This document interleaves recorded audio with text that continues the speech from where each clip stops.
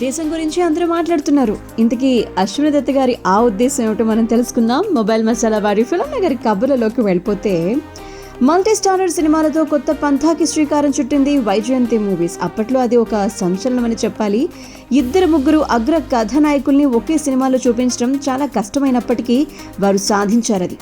అక్కినేని నాగేశ్వరరావు గారు కృష్ణ గారులతో గురు శిష్యులు, శోభన్ బాబు బాలకృష్ణ గారులతో అశ్వమేధం, కృష్ణంరాజు గారులతో అడవి సింహాలు, నాగేశ్వరరావు గారు వెంకటేష్ గారులతో బ్రహ్మరుద్రులు, ఇవన్నీ కూడా ప్రేక్షకుల్ని బాగా అలరించాయి. అందరి హీరోలతో సినిమాలు నిర్మించాను అనేటువంటి సంతృప్తిని కూడా అశ్విని దత్ గారు ఆనందించారు.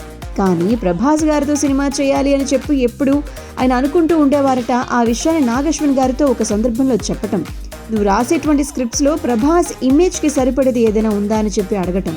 అప్పుడు మహానటి తర్వాత ఓ కథ ఉందని చెప్పి వింటారా అని చెప్పి కథను వినిపించటం, అద్భుతంగా ఉందనిపించటం, వెళ్ళి ప్రభాస్ గారిని కలవమని చెప్పటం, కథ విన్న వెంటనే ప్రభాస్ గారు ఓకే చేయటం. తర్వాత అమితాబ్ బచ్చన్ గారు కమల్ హాసన్ గారు ఇద్దరు కూడా స్టోరీ విని గ్రీన్ సిగ్నల్ ఇవ్వటం జరిగిందంట. అమితాబ్ బచ్చన్ గారు, కమల్ హాసన్ గారు, దీపికా పడుకునే వీళ్ళందరూ పోషించినటువంటి ఆ పాత్రలు కథని మరో స్థాయికి తీసుకువెళ్ళాయి. ఈ సినిమా తీస్తున్నంతసేపు ఎప్పుడు కూడా ఎక్కడ ఎలాంటి సందేహం రాలేదు.